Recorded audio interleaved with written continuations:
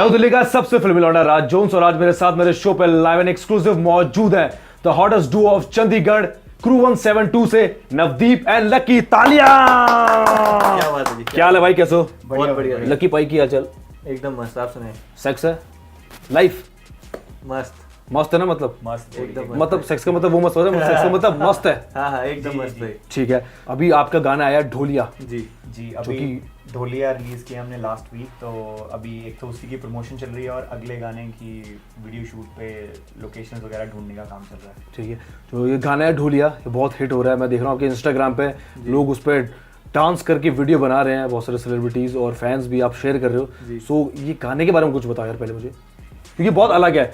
आप लोग rap music करते हो और ये गाना पंजाबी सॉन्ग है। हाँ जी, ये बेसिकली क्योंकि हम एक तरफ तो रैप म्यूजिक तो करते ही हैं, वो तो हमारा प्राइमरी जो म्यूजिक फॉर्म है वो तो है ही। हमने शुरू किया था एज रैपर्स, प्रोड्यूसर भी हम बीट्स बनाना बाद में शुरू किया हमने। नंबर वन हम दोनों रैपर थे और रैपर हैं और वही रहेंगे।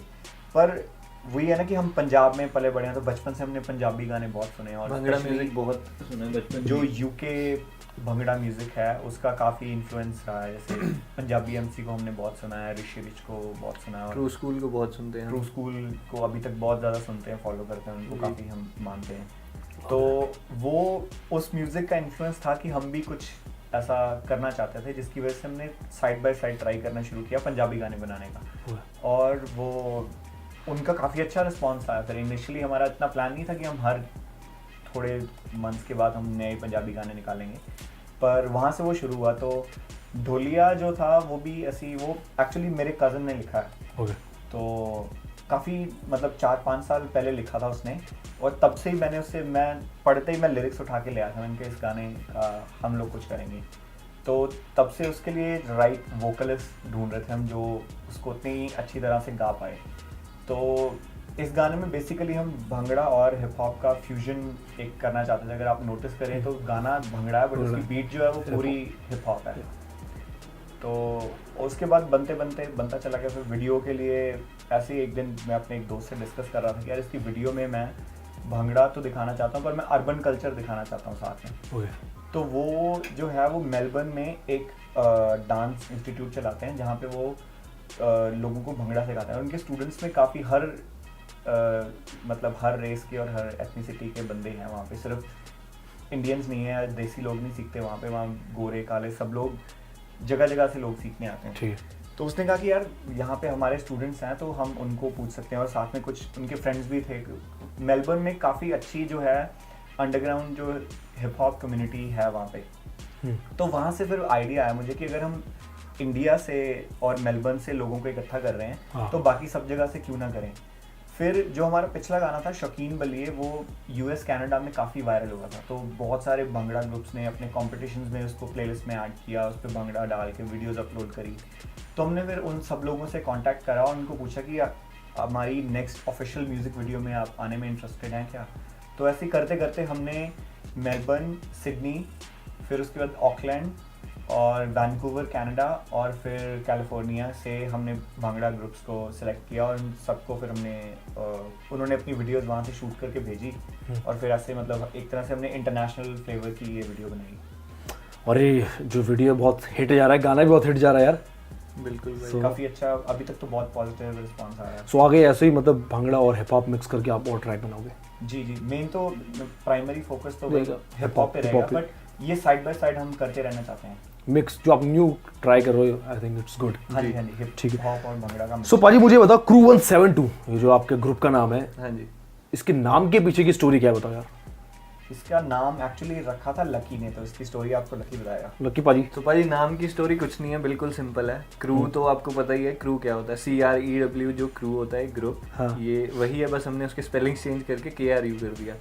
और 172 जो है वो एक्चुअली चंडीगढ़ का STD कोड भी है, जो एरिया कोड है वो 0172।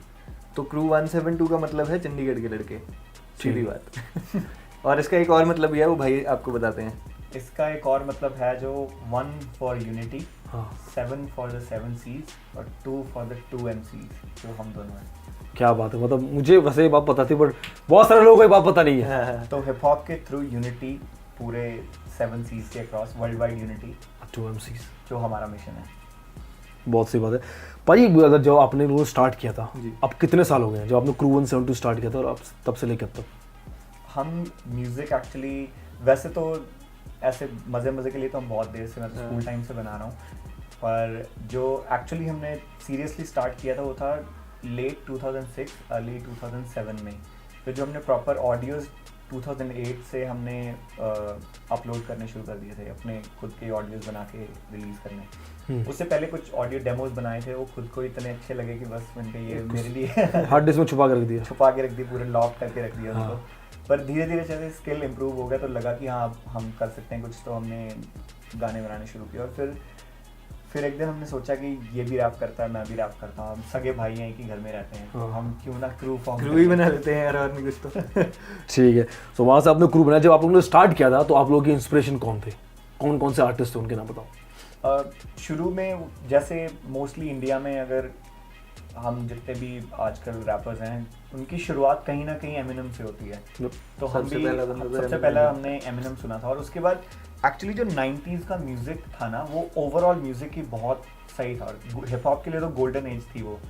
तो मेरी तो सबसे बड़ी इंस्पिरेशन डॉक्टर ड्रे और स्नूप डॉग हैं, और उसके बाद डीजे प्रीमियर। आपका नाम भी था ना नॉटी डॉग, बहुत साल पहले ऑर्कुट पे। और बिल्कुल वो स्नूप डॉग का मैं बहुत ही डाई हार्ड फैन था, हूँ और रहूँगा। और मतलब एक ही एक ड्रीम है मेरा कि अगर किसी ज़िंदगी में एक इंटरनेशनल आर्टिस्ट से कोलैब करने को मिले तो मैं स्नूप डॉग के साथ कभी हम कोलैब करें। सही बात भाई, मैं भी इतना बड़ा फैन था कि मतलब आपने तो नाम रखा है, मैंने तो मेरी ईमेल आईडी थी snoopdogg_akon@gmail.com। जब वो गाना आया था आई वांना लव यू, भाई स्नूप डॉग के मतलब पहली एल्बम से डाई हार्ड फैन। और तब फिर उनको देख के हमने इंग्लिश में रैप करना शुरू किया। इंग्लिश आपको पता कितनी अच्छी होती है हमारी, पता भाई। तो फिर बोहेमिया पाजी का मैंने सुना गाना, वो काली डनाली जब रिलीज हुआ था सिंगल सबसे पहले, काली डनाली और वो विच परदेसांदी, वो जब मैंने सुना तो पहले तो हमें यकीन ही नहीं हुआ कि ये बंदा पंजाबी में रैप कर रहा है। 2 दिन तक तो मैं ये सोचता रहा कि कोई स्पेनिश रैपर है। अच्छा। फिर जब मैंने वो गड्डी दे शीशे काले, मैंने कहा इसने बोला गड्डी दे शीशे काले, मैंने तो पंजाबी में रैप कर रहा है। फिर बस वहाँ से हमें वो लगा कि यार हम पंजाबी हैं, पंजाब में पैदा हुए हैं, पंजाब में रहते हैं, पंजाबी बोलते हैं, हम रैप इंग्लिश में क्यों कर रहे हैं। मतलब एक बंदा जो कैलिफोर्निया में रह के जिसने ये सोचा कि पंजाबी में रैप कर सकते हैं, हमने क्यों नहीं सोचा। तो फिर हमने इंग्लिश छोड़ के फिर पंजाबी में लिखना शुरू किया, और फिर वहाँ से जो है हमारी म्यूजिकल जर्नी शुरू हुई। तो बोहेमिया पाजी ऑब्वियसली बहुत बड़ी इंस्पिरेशन रहेंगे। वो legend is the founder of Punjabi rap. हाँ बिल्कुल। उससे पहले भी जैसे देवांग पटेल, बाबा सहगल, उन सबका वो 90s वाला टाइम था ना, जो ओवरऑल ही म्यूजिक के लिए बहुत अच्छा था। वो वहाँ मतलब वो जो 90s का इंडियन पॉप म्यूजिक भी था ना, वो एक अलग लेवल पे था उस टाइम का। सो आप लोगों ने इतना सारा जब ये चालू किया रैप जी, सो कब लगा आपको कि मतलब किस एज में चालू किया था कि यार अब लगता मुझे हम घुस गए रैप में? तो क्या एज थी उस टाइम जब आप सुनते थे? मैं मतलब म्यूज़िक वैसे मैं 14-15 साल की उम्र से मैं थोड़ा बहुत मैंने पंगे लेने शुरू कर दिए थे, और मैं वैसे लिखता होता था कुछ ना कुछ काफ़ी छोटी एज से। मुझे स्कूल में भी एज सब्जेक्ट हिंदी, पंजाबी और इंग्लिश बड़े अच्छे लगते थे मुझे, और ये सोशल स्टडी, ये साइंस के वो फॉर्मूले, ये सब वो बिल्कुल अच्छा है। मैथ से तो दुश्मनी थी। अच्छा। तो मैं मतलब लिटरेचर में मेरा काफ़ी इंटरेस्ट था, और लकी भाई के तो ग्रेड्स इतने अच्छे होते थे कि टीचर्स मुझे बुला के तारीफें किया करते थे, अच्छा ये तुम्हारा भाई है। अरे वाह, एक ही थाली के चटे बटे। बिल्कुल। तो वहाँ से मतलब लिखता तो मैं तभी से था, और जब हमने म्यूज़िक शुरू किया, मेरी मतलब जब हमने रिकॉर्ड करना शुरू किया, एक्चुअली मेरी एज थी 18 और लकी की थी मैं 14-15 साल। अच्छा। तो लकी ने गाना बनाया था LUCKY। हाँ अच्छा, मैंने सुना, याद आ गया मुझे। मेरा पहला गाना, पहला पंजाबी रैप मैंने जो लिखा और रिकॉर्ड किया वो था। और मैंने बनाया था दिल दी रानी, सोनी है तो मेरे दिल दी रानी, उसमें वो देसी बीम से गुरु देसी बीम उसने हुक गाई थी उसमें। सो जब आप लोगों ने पंजाबी में रैप चालू स्टार्ट कर दिया, तो चंडीगढ़ से हो, सो आसपास क्या रिस्पांस था? उस टाइम इनिशियली तो बहुत ज़्यादा अच्छा रिस्पांस था, क्योंकि एक तो बहुत कम आर्टिस्ट थे, और मोस्टली उस टाइम पे पैसा नशा प्यार बहुत हिट हुई थी एल्बम। 2006 तब वो दौर आया था, मतलब एक तो 2006, 7, 8 तक भी वो एल्बम का बहुत तगड़ा हाइप थी उसकी, और बहुत हर बंदा जो था वो रैप बड़ी नई चीज़ थी तब, तो बहुत सही लगता था सबको। तो अब बोहेमिया के अलावा उनको कोई लोकल बंदा अपने वहाँ से मिला कि हाँ ये क्रू 172 चंडीगढ़ से हैं, देसी बीन। जब हम लोगों ने रैप करना शुरू किया तो इनिशियली बहुत अच्छा रिस्पॉन्स आया, बहुत ज़्यादा, मतलब लोगों ने बहुत ही ज़्यादा प्यार दिया। और इनिशियली तो हमने काफ़ी यहाँ पे लोकल गिग्स वगैरह बहुत करे और बहुत ही मतलब इनिशियली बहुत पॉजिटिव रिस्पॉन्स आया। फिर एकदम से फिर बाढ़ आ गई, फिर सबको रैप करना था उस टाइम के बाद, वो टाइम आया। सो अब वो बाढ़ में कौन से लोग आपको पसंद हैं? बाढ़ में अगर मेरी बहुत से लोग हैं यार, बहुत से लोग अच्छा काम बहुत बंदे कर रहे हैं। नाम बताओ जो आप जिनको आप सुनते हो, कौन से रैपर्स हैं? मैं लकी से शुरू करते हैं पहले। लकी भाई। मैं कीपसेक को बहुत सुनता हूँ। कीपसेक को मैं भी, हाँ जी, वो बंदा लिरिकली गिफ्टेड है। कीपसेक है। नेजी को बहुत सुनता हूँ मैं। नेजी के साथ तो उसने, मुझे अभी भी याद है जब उसने पहली बार अपना गाना भेजा था, जो उसका आफत गाना था ना, पहली बार जब उसने मेरे को इनबॉक्स में वीडियो बवाल हिट हुआ था भाई। तब मैं नहीं जानता था उसको, तब उसको कोई भी नहीं जानता था, वो नया बंदा था बिल्कुल। दिनों में वो गाना ऐसा वायरल हुआ, कसम से बाय गॉड, मतलब वो गाना अलग लेवल पे था। उसके बाद प्रोड्यूसर में सजील बहुत सही लगता मुझे। सेज वो बंदे ने अपना बहुत शुरू से वो मेहनत कर रहा है, उसने अपनी लेवल बहुत अप कर लिया। उसके बाद पाकिस्तान से हैं कुछ VIC क्रैक, यंग देसी और VIC क्रैक तो काफ़ी, मतलब ऑर्कुट के टाइम से हम फ्रेंड्स हैं। DJ डैनी हैं। वैसे VIC क्रैक और डैनी अभी उतना एक्टिवली नहीं बना रहे म्यूज़िक, पर वो मतलब उनके जो पुराने गाने हैं वो भी अभी तक मेरी प्लेलिस्ट में हैं। ओके, सो ये आपकी फेवरेट रैपर्स हैं? जी। ठीक है भाई, एक बात बताओ मुझे यार, आप लोग इतने मल्टी टैलेंटेड हो भाई। म्यूजिक सारा खुद करते हो, रैप भी करते हो, सिंगिंग भी कर रहे हो, वीडियो भी सारा खुद करते हो। ये खुद करने और 2 लोग इतना सारा काम करते हो कैसे भाई, पहले मुझे बताओ। भाई मजबूरी का नाम महात्मा गांधी। वो करना पड़ जाता है क्योंकि जब इनिशियली हमने म्यूज़िक बनाना शुरू किया तो सिर्फ गाना बनाना बहुत होता था कि भाई गाना बनाया, सही ऑनलाइन अपलोड कर दिया। तब तो यूट्यूब भी नहीं होता था, साउंड क्लिक पे चलता था सब। साउंड क्लिक पे डाल दिया और बस सबने सुन लिया, रिव्यू आ गए अच्छे, 2-4 लोगों ने मैसेज किए, वही बहुत होता था पहले। उसके बाद धीरे धीरे यूट्यूब का जब ज़माना आया तो फिर म्यूज़िक वीडियोज़ का टाइम आया। मेरे ख्याल से जो मेरे सर्कल में थे सबसे पहले देसी बीन ने बनाई थी, मैं हाँ देसी का उनका वीडियो निकला था तब जी। वो उसके बाद फिर धीरे धीरे सब लोग वीडियोस बनाने लगे, तो हमें लगा कि यार हम कहीं ना कहीं पीछे रह रहे हैं। हमने बड़ी जगह ट्राई मारा, पता किया, अपने गाने लेके गए, सुनाए सबको, पर वही ना बजट पे आके बात टूट जाती थी। वही अगर उस टाइम पे तो 10,000 भी ऐसे लगता था कि बहुत, इतना पैसा कहाँ से इकट्ठा करेंगे, 10,000। तो फिर हमने सोचा कि यार नहीं, ऐसे तो बात नहीं बनेगी। तो एक दिन हमने फिर सोचा कि यार इतना भी कितना मुश्किल होगा, कोशिश करके देखते हैं। तो उधार मांगा कैमरा किसी से और बस निकल पड़े। कुछ ऑटो पे सारी उसकी सेटिंग थी, तब तो कुछ भी नहीं पता था कि क्या करते हैं क्या नहीं। एक लेंस था हमारे पास जो स्टॉक लेंस होता था, उसी पे हमने पूरी ओनली 19 वीडियो शूट कर डाली। फिर एडिट करने लगे तो हमारे पास हार्डवेयर नहीं था, तो 1 साल वो वीडियो ऐसी पड़ी रही बिल्कुल। उसके बाद 1 साल तक हमने पैसे जोड़े, बचाए, मैंने जॉब करी, फिर जाके अच्छा सा पीसी बनाया, उस पर जाके वीडियो एडिट करी। फिर जब उसका रिस्पांस अच्छा आया, बस फिर एक बार रिस्पांस मिलने की बात होती है ना, फिर तो बंदे का कॉन्फिडेंस लेवल अप हो जाता है। फिर बस फिर यूट्यूब भगवान है हमारा, उस पर रिसर्च कर करके देख के अच्छा ये होता है, एडिट ऐसे करते हैं, ये इफेक्ट ऐसे होता है। तो वैसे करते करते सीख गए। फिर अब तो आदत बन गई ना, खैर अब तो ये सर्कल चल गया कि हाँ पहले गाना बनाना है, फिर वो प्रोड्यूसर मोड खत्म, फिर डायरेक्टर मोड शुरू, तो उसके बाद एडिटर मोड, फिर उसके बाद फिर डिजाइनर मोड, पोस्टर बनाने हैं। आप वेबसाइट भी खुद डिजाइन करी, मैंने सुना है? हाँ जी, सारा काम खुद कर रहे हो? सब कुछ खुद कर, देखो कुछ करा देती है बंदे से। गाना सबसे पहले लिखने से, उसकी बीट बनाना, रिकॉर्ड करना, मिक्सिंग, मास्टरिंग, फिर उसके बाद वीडियोस का काम आ गया, वीडियो का कॉन्सेप्ट बनाना, शूट करना, एडिट करना, सब कुछ। मतलब अच्छी बात है, देखो 2 बंदे मिलके सारा काम कर रहे हैं, सारा पैसा घर पे आ रहा है, ठीक है। अच्छा भाई, एक अपने जो अभी WWE के रेसलर हैं चिंतन महल जी, जो अभी first I think is wrestler जिनको WWE चैंपियन जो बेल्ट थी वो जीते हैं। हाँ जी, पता ना जी? हाँ हाँ जी, आपको तो पता ही होगा। अरे हम उनका जो बचपन से फैंस हैं यार। हाँ, उनका जो ओपनिंग सॉन्ग है वो आप लोगों ने जी अभी वो इनिशियली जो अभी उनका ओपनिंग सॉन्ग है वो पहले हमने बनाया था, पर वो अब चेंज हो गया। अब चेंज हो गया। अब वो एक आर्टिस्ट है अली कैल, अब वो जो रैप है वो उन्होंने किया। तो खैर ये तो WWE का इंटरनल डिसीजन होगा अपना चेंज करने का, पर हाँ इनिशियली हमने बनाया था वो। तो वो कैसे हुआ, मतलब उसकी स्टोरी बता यार मुझे। उसकी स्टोरी तो इतनी अनएक्सपेक्टेड है कि हम समझ ही नहीं पाए। मतलब हमें एक दिन ईमेल खोली मैंने, तो उसमें WWE से एक ईमेल आ रखी है जिम जॉनस्टन की। तो इनिशियली जिम जॉनस्टन, और वही बंदा मैं बता दूं सॉरी कि जिम जॉनस्टन वही बंदा है जिसने अंडरटेकर, केन, द रॉक और जितने भी मतलब एटीट्यूड एरा के मोस्ट फेमस रेसलर से सबका जो थीम म्यूजिक होता था वो वही बनाते थे, और अब तक भी सब बड़े बड़े रेसलर्स का वही बनाते हैं जितने जो उनके जो WWE म्यूजिक के मेन बेसिकली वो हेड है, वो मेन कंपोजर उनके वही हैं। तो जितने भी अंडरटेकर की डेडमैन वाली थीम, केन की थीम, स्टोन कोल्ड की थीम, वो सब उन्होंने कंपोज करी हैं। तो वो काफ़ी पुराने बहुत सालों से WWE से जुड़े हुए हैं। तो हमने तो विश्वास ही नहीं किया, मुझे लगा स्पैम है कोई, जैसे वो आते नहीं कि आपने मैं नाइजीरिया के डॉटर ऑफ ये करके आप इतना 50,000 सेंड करो आपको ये मिलेगा वो मिलेगा। तो मुझे लगा ऐसे स्पैम है कुछ, तो हम डिलीट करने वाले थे। फिर मैंने नवजोश भाई हैं जो हमें मैनेज करते हैं, मैंने उनको फ़ोन करा, तो फिर मैंने उनको ईमेल फॉरवर्ड करी। मैंने कहा चेक करो यार ये जेन्युइन भी है कि नहीं। तो उन्होंने फिर चेक वगैरह करा, कहते हैं हाँ यार आई तो WWE से ये है, जेन्युइन है। फिर हमने बात करी उनसे, तो फिर फ़ोन नंबर एक्सचेंज हुए, तो हमने फ़ोन पे बात करी फिर उनसे।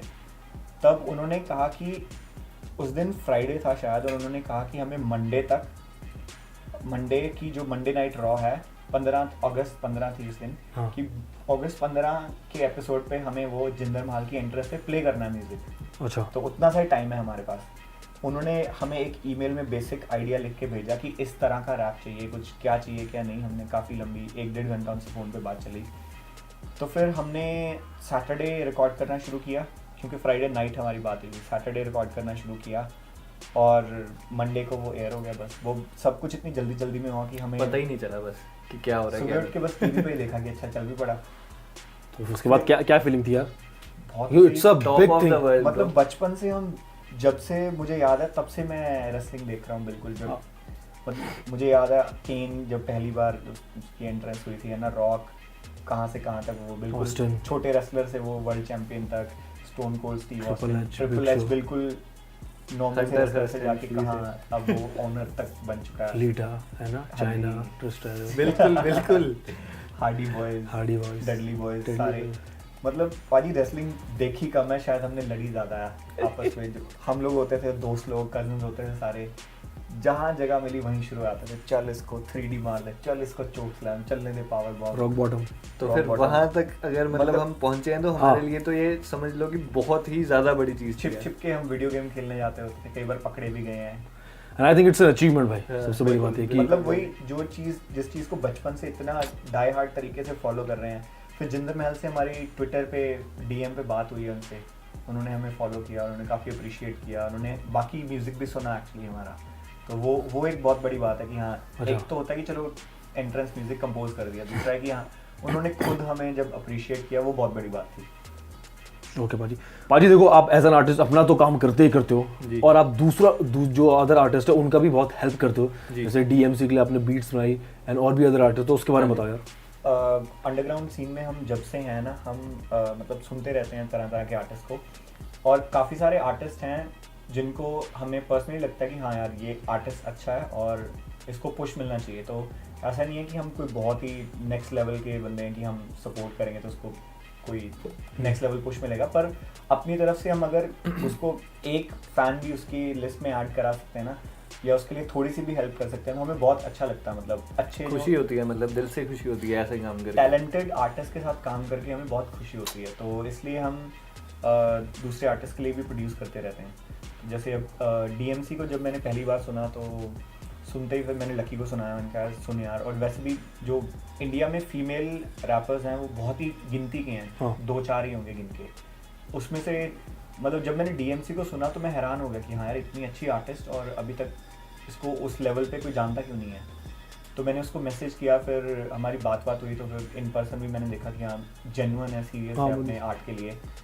फिर उसने ऑलरेडी रिकॉर्डेड एक ट्रैक के वोकल्स भेजे मुझे, और हमने उस पर बैठ के बीट बनाई।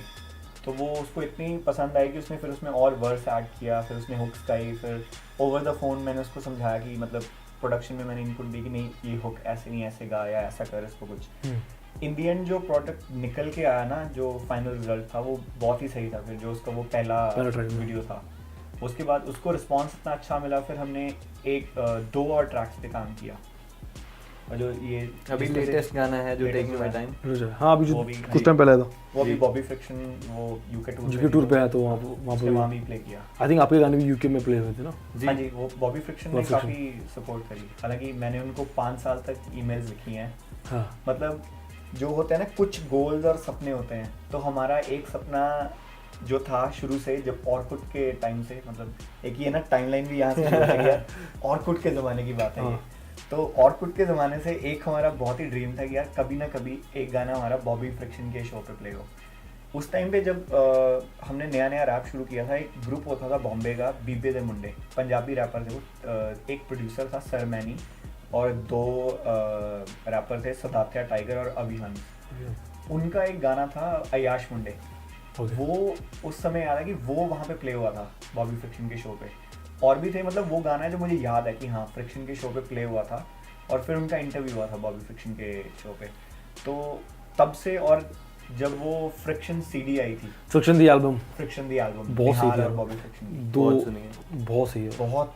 उस टाइम से बस एक सपना था कि यार कभी ना कभी बॉबी फ्रिक्शन के शो पे हमारा गाना प्ले होना चाहिए। तो वो मतलब 5 साल तक मैंने उसको अपने गाने भेजे।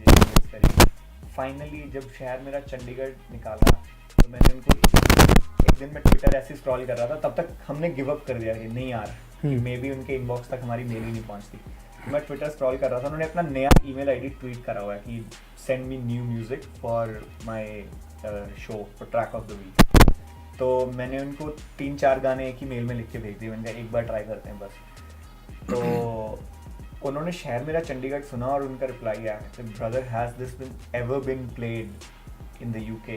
मैंने कहा नहीं पाजी, we have no audience in UK, कोई मतलब कभी यूके से कोई कनेक्शन नहीं है हमारा। Okay, I am making this my track of the week for next week. और वो अचीवमेंट, फिर हमने उनसे फ़ोन पे बात करी, इन पर्सन वो बंदा इतना सही है, बहुत सही है। बहुत। मैंने जो पॉडकास्ट था मेरा हिप हॉप हाईवे, जी फर्स्ट एपिसोड में मैंने उनको इंटरव्यू किया था। इज एन ऑसम गाय, हमने सारा इंटरव्यू सुना। थैंक यू भाई, आप लोग भी थे।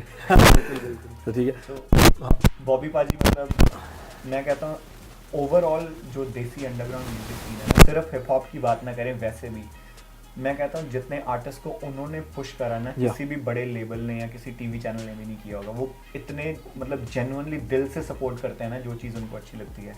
तो वो बात हमें बहुत बड़ी और बहुत अच्छी लगी कि इतना बड़ा बंदा होके भी इतना डाउन टू अर्थ, इतने सही तरीके से सपोर्ट करने वाला। और अभी डीएमसी ने भी जब उनको जाके बताया कि this is produced by crew 172, तो उनको याद था कि अच्छा crew 172 from Chandigarh, we played their songs. तो याद रखते हैं वो, ऐसा नहीं है कि एक बार गाना प्ले करके भूल जाते हैं। सही है, बहुत अच्छी बात है। अच्छा पाजी, उसके बाद एक और अचीवमेंट आई, मतलब जो आपका एक गाना है माय नेगा, उसका पैरोडी बनाते हैं आपने मेरा भाई जी। तो अभी आई थिंक ज़्यादा पुरानी बात नहीं है, नई बात है, कुछ टाइम पहले यो हनी सिंह भाई ने वो गाना शेयर किया हुआ था। जी जी जी। सो आप लोगों को पता लगा तो क्या फीलिंग थी?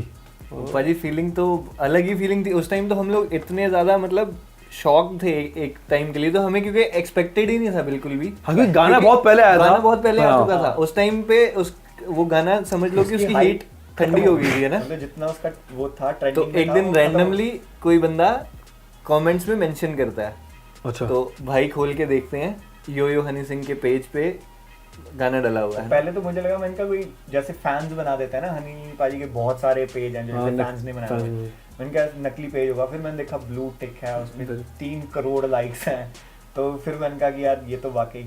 और पाजी जितने हमारे पेज पे लाइक्स है ना, उससे ज़्यादा, उससे डबल ट्रिपल तो उनकी पोस्ट पे लाइक्स थे, सिर्फ उस पोस्ट पे जब उन्होंने गाना शेयर किया। और उन्होंने मेंशन किया कि हाँ दिस इज सम रियल। और हमें नहीं पता है कहाँ तक, कैसे उन तक गाना पहुँचाया, क्या किसने पहुँचाया, क्या हुआ क्या नहीं, लेकिन मतलब ये बहुत बड़ी बात है कि हाँ उन्हें अच्छा लगा, उन्होंने सुना है ना, और शेयर किया, और स्पेशली तारीफ करके उन्होंने शेयर किया, तो बहुत बड़ी बात है। मतलब इस लेवल का आर्टिस्ट जब आपको रिकॉग्नाइज करता तो ऑब्वियसली अच्छा तो लगता ही है। सही बात है। तो जब कभी फ्यूचर में कहीं मिलोगे तो उनसे ये रहस्य पूछ लेना कि कैसे ये गाना उन तक, ये तो बनती है। ठीक है भाजी, आप लोगों ने बहुत टाइम पहले एक चीज़ स्टार्ट की थी जो बहुत सही थी, DRS जैम सेशन।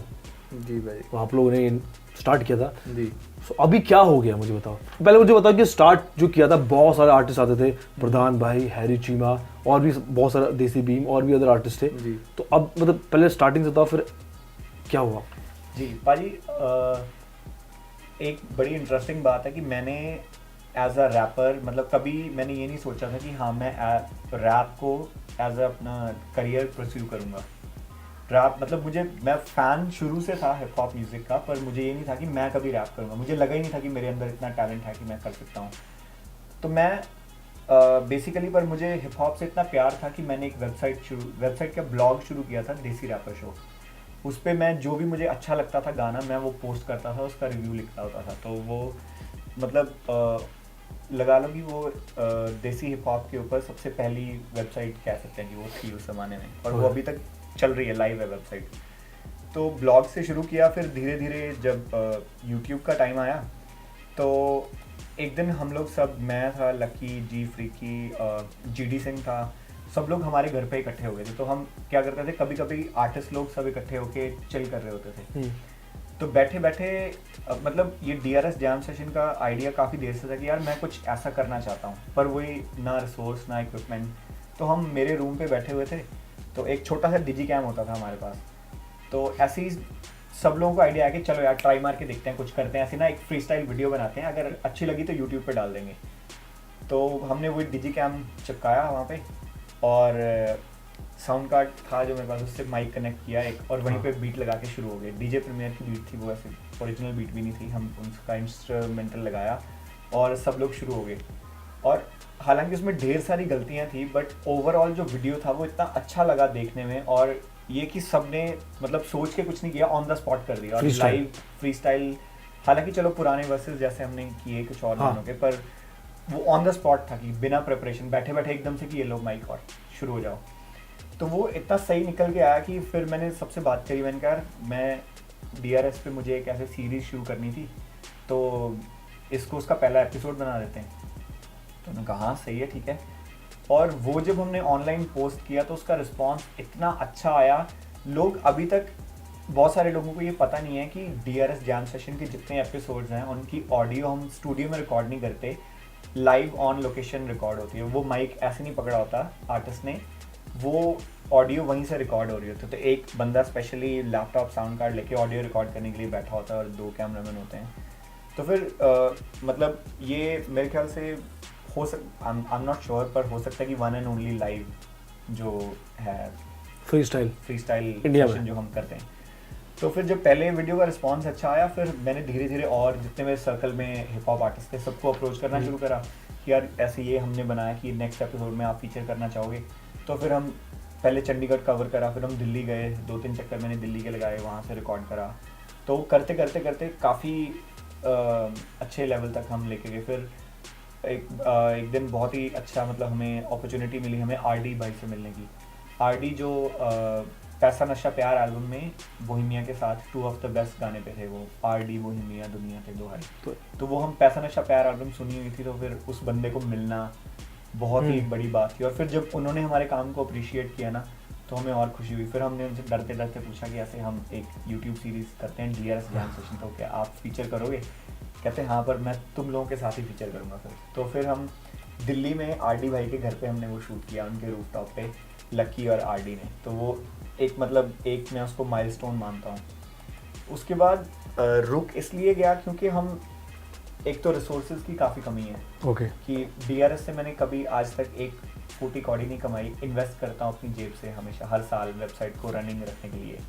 और बात यह है कि इतना सारा टाइम मैं डिवाइड नहीं कर पा रहा कि अपने म्यूज़िक भी करना है। अभी ट्रेंड भी ये आ गया कि आप ऐसा नहीं है कि पहले की तरह आप 6 महीने में एक वीडियो डालो और ठीक है, इतने में आप 6 महीने में लोग भूल जाते हैं आपको, आधे लोग तो भूल ही जाते हैं। तो आपको वो बैक टू बैक अपने म्यूज़िक को भी कंटिन्यू रखना पड़ता है। और अब फिर ये है कि जैसे हम पंजाबी गाने करते हैं तो पंजाब से हम थोड़ा काम आना शुरू हो गया, हमें वो करना भी पड़ता है चाहे हम नहीं करना चाहते, क्योंकि फिर खर्चा भी निकालना है। तो हर तरफ से फिर अपनी वीडियोस बनानी है, अपने गाने बनाने हैं, तो एक बस मैं टाइम नहीं दे पा रहा, पर ये कभी बंद नहीं होगा। जैसे ही थोड़ा सा मेरे को टाइम या रिसोर्सेज मिलेंगे वापस बैक विद द बैंग। ठीक है भाई, मैं तो चाहता हूँ कि मतलब कि वो बंद ना हो, वो चालू होता रहे, क्योंकि बहुत ऑसम था। थैंक यू भाई, आएगा जरूर, आएगा वो, अभी बंद नहीं होगा, अभी दोबारा आएगा वापस। कुछ करते हैं फिर मिलके। डन। अच्छा भाई, मुझे बताओ, according to you, what is the future of desi hip hop in India right now? Desi hip hop का फ्यूचर इस टाइम पे तो बहुत ब्राइट दिख रहा है यार, बहुत आगे तक जा रहा है हिप हॉप, बॉलीवुड तक पहुंच गया। मतलब अब से 10 साल पहले, अब से 5 साल पहले देख लो, किसी ने सोचा होगा कि अगले 5 साल में ही एक देसी हिप हॉप पे मूवी बन जाएगी जी।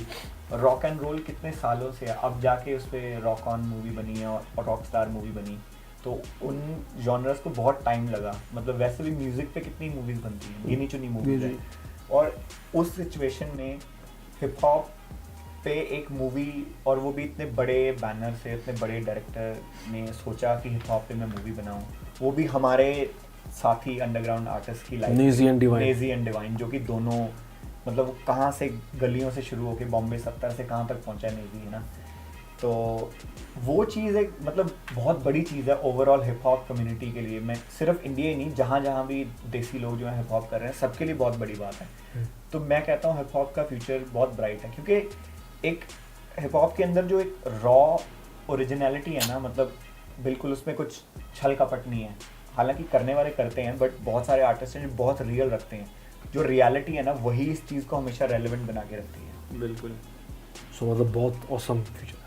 बिल्कुल, हिप हॉप टेक ओवर करने वाला है मेरे दोस्त। और जितना टैलेंट, हर रोज नए नए आर्टिस्ट आ रहे हैं, हाँ, एक से एक, मैं कह रहा हूँ कहाँ से सीख के आते हैं यार हम। मैं हैरान होता हूँ मतलब कि जब फ्लोज, नए नए फ्लोज, पता नहीं नए नए वर्ड कहाँ से, जब हम सोचते हैं ना कि, और एक बात यह है कि इंग्लिश में प्रोबेबली लिखना थोड़ा सा आसान है, जिसकी मदर टंग इंग्लिश है, इंग्लिश की वोकैबुलरी अलग है। हिंदी, पंजाबी और जो लोकल लैंग्वेजेस हैं, हमारी लैंग्वेजेस बहुत डिफरेंट है इंग्लिश से, हम वो वर्ड्स ही नहीं ढूंढ पाते ऐसे ऐसे, तो राइम्स ढूंढना ज़्यादा मुश्किल होता है इसमें, नए वर्ड्स, अलग वर्ड्स ढूंढना। और कभी कभी ऐसा होता है कि ऐसा वर्ड ढूंढ लिया आपने जिसका मतलब आपको भी नहीं पता, शायद किसी को भी नहीं पता, जस्ट राइम करने के लिए। हाँ जी। तो लोग नई नई राइम स्कीम्स, नए नए वर्ड्स, नए नए फ्लो ढूंढ के लाते हैं अलग अलग प्रोडक्शन में। मतलब हमारे अंडरग्राउंड प्रोड्यूसर्स जो हैं इंटरनेशनल लेवल की बीट्स बनाते हैं। जैसे सजील ने काफ़ी सारे इंटरनेशनल आर्टिस्ट को बीट्स सेंड करता है, वो स्टनर बीट्स है।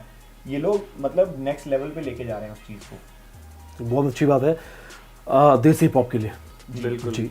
तो भाजी मेरा नेक्स्ट सवाल आपसे ये है कि जो आपके जो रैप सॉन्ग्स आए थे और आते हैं, जो भी है बोले थे, सो भाजी मेरा नेक्स्ट सवाल आपसे ये है कि जो आपके सॉन्ग्स, जो पिछले सॉन्ग्स मैंने सुने थे, तो आपके सॉन्ग काफ़ी कूल होते हैं ना, उनमें नशे की बातें होती हैं ना, आई थिंक लड़की के बारे में बात नहीं होती है, अदर पॉजिटिव और कूल रैप होते हैं। सो इसके बारे में बताओ। ये भाजी लकी बताएगा भाजी। नहीं कंटिन्यू।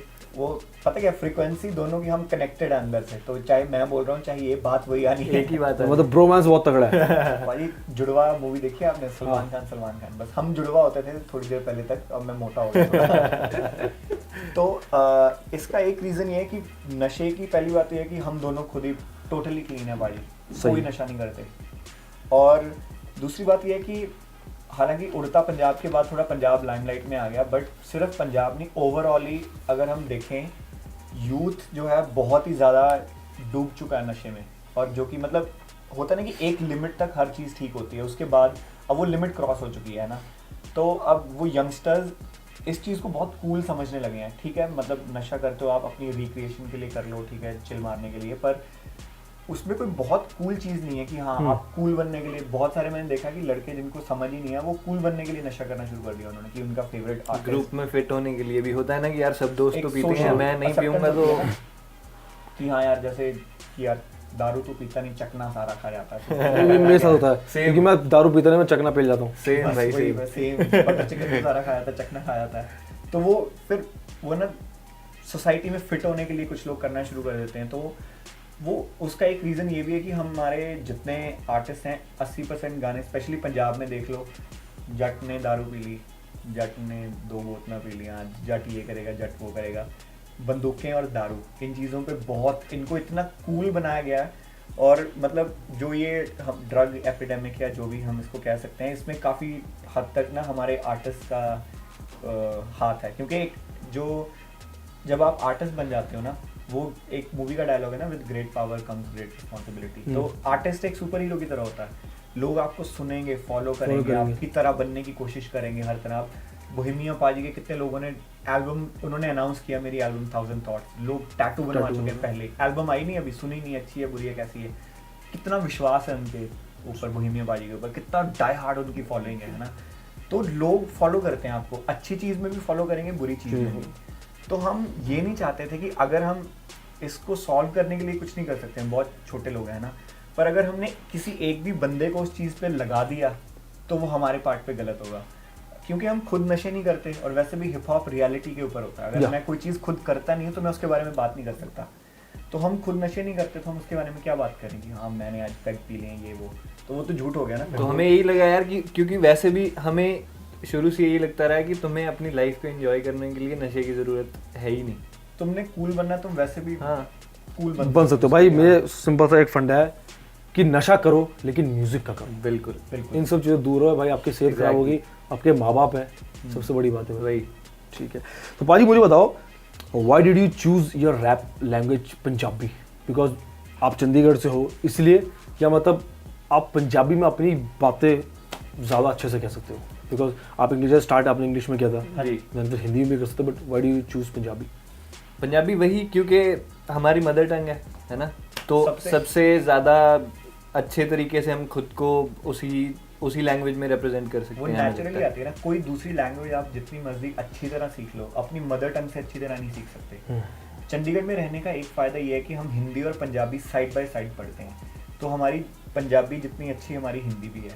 बट स्टिल हमने तो 2 ऑप्शन थे हमारे पास, हिंदी या पंजाबी, बट क्योंकि हमारी मदर टंग पंजाबी है और हमारे रूट्स जो हैं वो पंजाबी हैं, तो इसलिए हमने पंजाबी को चूज़ किया। और वैसे भी जैसे हम चंडीगढ़ में अब नहीं आके बसे, हम एंसेस्ट्रल हैं, मतलब चंडीगढ़ बनने से पहले भी यहीं हमारा जो दादे परदादे भी, हमारे गांव भी यहीं होते थे। अच्छा, तो हमारे गांव हटा के यहाँ चंडीगढ़ बन गया, तो हमारा जन्मों जन्मों का रिश्ता लगा लो, मतलब पीढ़ियों का रिश्ता है चंडीगढ़ से। सही है बिल्कुल। तो उस वजह से और थोड़ा पंजाबी की तरफ बहुत ज़्यादा मतलब वो जाग गया होगा प्रेम। वो मतलब पहले से कूट कूट के भरा हुआ है। बिल्कुल ठीक है पाजी, थोड़े दिन पहले मेरी किसी रैपर से बात चल रही थी, वो बता रहा था कि भाई की चंडीगढ़ में जो रैप सीन बहुत खतरनाक है। सो क्या है भाई, बताओ, नए नए रैपर्स आ रहे हैं मैंने सुना है। भाई चंडीगढ़ में रैप सीन बहुत खतरनाक है। चंडीगढ़ में आर्टिस्ट एक से एक बैठे हैं। एक तो ये कि मतलब एक तरह से जो जैसे बॉलीवुड का जो हब है, मतलब फिल्म इंडस्ट्री का जो हब है वो बॉलीवुड बॉम्बे है, इस तरह से जो पंजाबी म्यूज़िक इंडस्ट्री और फिल्म इंडस्ट्री दोनों का हब अब चंडीगढ़ बनता जा रहा है। तो इस वजह से यहाँ हर तरह के आर्टिस्ट आते हैं। तो और वैसे भी चंडीगढ़ से शुरू से बड़े बड़े आर्टिस्ट निकलते रहे हैं, जैसे अब आयुष्मान खुराना चंडीगढ़ से, यामी गौतम और बादशाह भाई ऑब्वियसली, वो तो काफ़ी अच्छे फ्रेंड्स रहे हैं हम तो एनीवेज तो काफ़ी सारे जो लोग हैं मेन, अब जैसे सुखी है गढ़शंकर से, पर जो उसका जो करियर का स्टार्ट हुआ वो चंडीगढ़ में ही था, तब वो 15 सेक्टर रहता होता था। तो मतलब इस तरह से जो है चंडीगढ़ में आर्टिस्ट एक से एक भरे पड़े हैं, टैलेंट कूट के भरा पड़ा है। जो चंडीगढ़ को अभी ज़रूरत है वो है बॉम्बे और दिल्ली की तरह एक सीन सेटअप करने की। जैसे दिल्ली वाले और बॉम्बे वाले जो हैं वो गिग्स ऑर्गेनाइज कराते हैं, यहाँ पे कोई ऑर्गेनाइज कराने को तैयार नहीं है। मतलब एक जो आर्टिस्ट को ऑडियंस के सामने रखने के लिए एक प्लेटफॉर्म देने के लिए कोई बंदा नहीं है। उन बंदों की हमें ज़रूरत है। अभी आर्ट यहाँ पे पूरा भरा हुआ है, एक से एक बंदे बैठे हैं, मतलब कोई टाइम था एक्सपोजर की ज़रूरत है। चंडीगढ़ काफ़ी आगे था पूरे सीन में, उसके बाद दिल्ली ने थोड़ा बराबर कर दिया, उसके बाद बॉम्बे ने तो एकदम टेक ओवर कर दिया। बॉम्बे का तो सीन नेक्स्ट लेवल हो गया वहाँ। बॉम्बे का तो हिप हॉप, मतलब मैं गया हुआ था, all the 5 elements of hip hop are there. पूरे वहाँ अगर प्रॉपर तरीके से अगर हिप हॉप हो रहा है तो बॉम्बे में हो रहा है। बॉम्बे का सीन नेक्स्ट लेवल हो चुका है। वहाँ हिप हॉप नाइट्स होती हैं, क्लब में भी स्पेशल एक दिन हिप हॉप बजाया जाता है, पूरा ओपन माइक नाइट्स होती हैं, सब कुछ फ्री स्टाइल हो रहा है। वो सीन है ना, वो चंडीगढ़ में सेटअप करने की जरूरत है। अदरवाइज आर्टिस्ट यहाँ एक से एक बैठे हैं। ओके, अच्छा, आप लोगों के फेवरेट आर्टिस्ट कौन है चंडीगढ़ से राइट नाउ? मेरा लकी है। आपका? मेरा भाई इन दोनों के अलावा एक आर्टिस्ट है डब शर्मा। हाँ, हम डब शर्मा किसने वो बनाया था? कन्हैया आज़ादी। जी। उन्होंने वो नेजी का ट्रैक भी बनाया था। उनके प्रधान भाई के लिए भी एक बनाया था। जी, प्रधान के साथ ट्रैक बनाया था एक, वो नेजी भाई का वो स्टार वर्ल्ड का जो शो आता है ना, इसमें बेनी दयाल और नेजी ड्यूरिस्ट, उसके लिए जो ट्रैक था उन्होंने प्रोड्यूस करा था। तो उनकी बाय गॉड उनका जो क्रिएटिविटी है वो नेक्स्ट लेवल पे, और एज अ पर्सन इतना डाउन टू अर्थ बंदा शायद ही कहीं मिलेगा। मतलब इतने उन्होंने कहाँ वो गैंग्स ऑफ वसेपुर और मेरे ख्याल से अराउंड 10 मूवीज़ अभी तक वो कर चुके हैं टोटल, है ना। बड़े बड़े आर्टिस्ट के साथ काम कर चुके हैं। उसके बाद टुंग भी अभी दिलजीत वाला उन्होंने जो मूवी में आ गया है ना। इतना सब कुछ करने के बाद भी वो बंदा चंडीगढ़ में फ्री वर्कशॉप्स लगाता है लोगों को नॉलेज बांटने के लिए, बहुत बड़ी बात होती है। म्यूजिक की उस बॉलीवुड लेवल तक पहुंचे कोई वापस नहीं आता। हाँ सही बात। वो बंदा अभी भी म्यूजिक की पूरी बताता है कि कैसे क्या करना चाहिए जब आप एज आर्टिस्ट स्टार्ट कर रहे हो, लीगल चीज़ें क्या होती हैं, लेबल्स का क्या रोल होता है, पूरा कैसे वर्किंग क्या होती है, जितनी नॉलेज है ना वो शेयर करते हैं। सबसे बड़ी बात होती है, हर आर्टिस्ट इतना वो नहीं रखता। अगर आपके पास कोई कला, आप एक बार सोचोगे नहीं यार मैंने अपना आर्टिस्ट को बता दिया तो मेरे पास क्या रहेगा ना, वो बंदा शेयर कर देता सब कुछ। तो एज अ आर्टिस्ट म्यूजिकली तो बहुत अच्छा है ही, एज अ पर्सन भी वो मतलब कम्युनिटी के लिए इतना कुछ कर रहा है ना, इसलिए हम बहुत दिल से रिस्पेक्ट निकल रही है इस बंदे के लिए। ओके अच्छा भाजी मुझे बताओ आपके ऑल टाइम फेवरेट रैपर कौन है, Indian rapper? All time favourite Indian rapper Baba Sahab. Right now Bohemia paaji. Okay अच्छा भाजी मुझे बताओ आपके फ्यूचर प्रोजेक्ट्स के बारे में। अभी तो ढोली आपका गाना आ चुका है, इसके बाद और क्योंकि हिप हॉप आजकल आप बहुत कम कर रहे हो, मतलब जैसे रैप नहीं जी कम नहीं कर रहे, एक्चुअली है कि कोइंसिडेंटली ना वो अल्टरनेट चलता जा रहा है कि एक पंजाबी गाना तैयार होता है उसके बाद एक हिप हॉप गाना तैयार हो जाता है, एक कमर्शियल एक हिप हॉप। हाँ जी जैसे हाँ एक जैसे वो शौकीन बलिए किया, फिर उसके बाद हमने मेरा भाई वो हिप हॉप था, उसके बाद नचला हिप हॉप था। वो ये है कि वो नचला को उतना एक्सपोजर मिला नहीं जितना मिलना चाहिए, मतलब हमारी एक्सपेक्टेशन उस गाने से बहुत ज़्यादा थी और उसको उस लेवल तक एक्सपोजर नहीं मिला। तो इसलिए मुझे लगता है कि थोड़ा लोगों को लगता है कि जो भंगड़ा वाले गाने हैं उनको ज़्यादा एक्सपोजर मिला है, इसलिए लोगों को लगता है कि हम हिप हॉप नहीं कर रहे, पर ऐसी बात नहीं है। हमारा जो पहला प्यार है वो हिप हॉप ही है। अभी हम लोग अपनी नेक्स्ट वीडियो पे ऑलरेडी काम शुरू हो चुका है, मतलब लोकेशंस वगैरह ढूंढ रहे हैं हम, और पूरा बैकग्राउंड पे जो काम चल रहा है वो अभी शूट में भी नेक्स्ट वीक से शुरू हो जाएगी और ये वीडियो आएगी। उसके बाद एक एल्बम पे हम लोग काम कर रहे हैं जो हम कई सालों से काम लगा लो, धीरे धीरे काम चल भी रहा है किसी एक एंड पे। लास्ट प्रोजेक्ट हमने किया था वो 1 था, उसके बाद हमने आज तक कोई एल्बम पे काम ही नहीं किया। तो प्लान बनते हैं फिर बंद हो जाते हैं, फिर बनते हैं। तो इस साल हमने सोचा कि इस साल में एल्बम पूरी करके छोड़नी है हमने, तो एल्बम के गानों पे काम चल रहा है। अराउंड 3-4 गाने जो हैं वो रेडी हो चुके हैं, तो अभी एक एक करके वीडियोस और 1-2 कोलैबोरेशंस हैं जो पेंडिंग पड़ी हैं। एक कीपसेक के साथ एक गाना था वो पूरा करने की कोशिश कर रहे हैं बहुत देर से। तो अभी ढेर सारा म्यूज़िक आएगा। उसके अलावा पंजाबी म्यूज़िक फ्रंट पे भी 2-4 आर्टिस्ट के साथ अभी उनके हमने गाने प्रोड्यूस किए हैं जो जल्दी प्रोबेबली वो तो अच्छे लेबल्स के थ्रू रिलीज़ होंगे। ओके तो आपको इस साल में तो काफ़ी सारा मतलब इस साल क्रू 172 चंडीगढ़ से विस्फोट करने वाला है। बिल्कुल भाजी बिल्कुल। ठीक है तो भाजी मेरे सारे सवाल मैंने पूछ लिया आपसे, मुझे पूरी तसल्ली मिल गई है, लेकिन जाने से पहले एक फ्री स्टाइल रैप हो जाए। फ्री स्टाइल तो खैर फ्री स्टाइल करने जितनी तो मेरी इतनी हम लोगों की लगा लो कि इतना दिमाग है नहीं, सही बताऊंगा इतनी बुद्धि है नहीं। यूँ आप बताओ क्या सुनना पसंद करोगे? भाई जो आप अपने फैंस के लिए सुनाना चाहो। सुन लो गाली सुना देता हूँ जो आपको ठीक है, मतलब जो आप कंफर्टेबल हो जी। वो हमारा खुद का पर्सनली हमारा फेवरेट है अब तक का, आप समझ लो। ਕੰਨ ਲਾ ਕੇ ਸੁਣ ਲੋ ਗੱਲ ਕਿਨੇ ਵੇਖਿਆ ਏ ਕੱਲ ਜੀਓ ਰੱਜ ਕੇ ਜ਼ਿੰਦਗੀ ਦਾ ਹਰ ਇੱਕ ਪਲ ਲੁੱਟ ਲੋ ਮौज ਬਹਾਰਾ ਮौज ਬਹਾਰਾ ਇਹ ਜ਼ਿੰਦਗੀ ਵੇ ਛੋਟੀ ਇਹਨੇ ਆਉਣਾ ਨਹੀਂ ਦੁਬਾਰਾ ਇਹਨੂੰ ਜੀਓ ਰੱਜ ਰੱਜ ਐਵੇਂ ਕਰ ਨੱਠ ਭੱਜ ਤੇ ਕਰੋ ਨਾ ਖਰਾਬ ਇਹਨੂੰ ਨਸ਼ਿਆਂ 'ਚ ਲੱਗ ਕੇ ਨਾ ਰੋਲੋ ਜਵਾਨੀਆਂ ਇਹ ਰੁੱਤਾਂ ਮਸਤਾਨੀਆਂ ਇੱਕ ਵਾਰੀ ਲੰਘੀਆਂ ਇਹ ਮੁੜ ਕੇ ਨਹੀਂ ਆਉਣੀਆਂ ਤੇ ਜਿਵੇਂ ਸੱਚਾ ਪਿਆਰ ਜ਼ਿੰਦਗੀ ਮਿਲੇ ਇੱਕ ਵਾਰ ਹੱਸ ਲੈ ਖੇਡ ਲੈ ਯਾਰਾ ਇਹ ਜਵਾਨੀ ਦਿਨ ਚਾਰ ਛੱਡ ਦੂਜਿਆਂ ਨੂੰ ਵੇਖ ਕੇ ਤੂੰ ਸੜੇ ਨਾ ਛੱਡ ਗਿਲੇ ਸਿੱਕਵੇ ਸਿੱਖ ਤੂੰ ਮਾਫ करना हार एक दे वेड़े विच गम ने बथेरे पर जितदे ने ओही हार मनदे नहीं जेड़े अगे वधी चली चल अपनी तू चाल इफ यू फील मी एक बार गाल है मेरे नाल। क्या बात है भाई, थैंक यू भाजी, थैंक यू सो मच भाजी, थैंक यू भाई, थैंक्स अ लॉट कि आप मेरे शो पर आए और ऐसे ही मतलब फ्यूचर में और अच्छा काम करते रहो और हिप हॉप करो। थैंक यू सो मच भाई, बिल्कुल ऐसे सही आर्टिस्ट को इंटरव्यू करते रहो आपकी तरह। बिल्कुल भाई हमारे जैसे बड़े नहीं भाई आप लोग बहुत अच्छा काम कर रहे हैं हिप हॉप में और मैं चाहता हूँ कि और फ्यूचर में और अच्छा काम करो। आप भी भाई, आप बहुत सही। आपका शो हम यूजुअली बड़े सारे इंटरव्यूज हम देखते रहते हैं जिससे हमें भी नई नई बातें पता लगती हैं। मतलब ये बहुत ही आप पूरी हिप हॉप कम्युनिटी के लिए बड़ा सही काम कर रहे हो, जो आप आर्टिस्ट से मिलते हो जाते हो, उनकी पर्सनल लाइफ के बारे में लोगों को पता लगता है। तो ओवरऑल ये हिप हॉप कम्युनिटी के लिए काफ़ी सही चीज़ है जो आप कर रहे हो, मतलब। और सबसे बड़ी बात आप दिल से करते हो, ऐसे पैसे वैसे के लिए नहीं करते, दिल से करते हो, वो सबसे बड़ी बात है। थैंक यू भाजी, थैंक यू। रिस्पेक्ट और ज़्यादा हो रहा है, थैंक यू भाई, मैं रो जाऊंगा। हाय हम हैं क्रू 172, मैं हूं नवदीप एके नॉराट्यून, मैं हूं लकी, और आपने देखा हमारा इंटरव्यू राज जोन्स के चैनल पे एक्सक्लूसिवली। भाई के चैनल पे आप लाइक करें, सब्सक्राइब भी करें और कमेंट करें प्लीज़ अगर आपको हमारा इंटरव्यू अच्छा लगा। और बाकी सब इंटरव्यूज भी देखें आप भाई के चैनल पे, बहुत सही सही आर्टिस्ट के आपको इंटरव्यू मिलेंगे। सपोर्ट करें। पीस।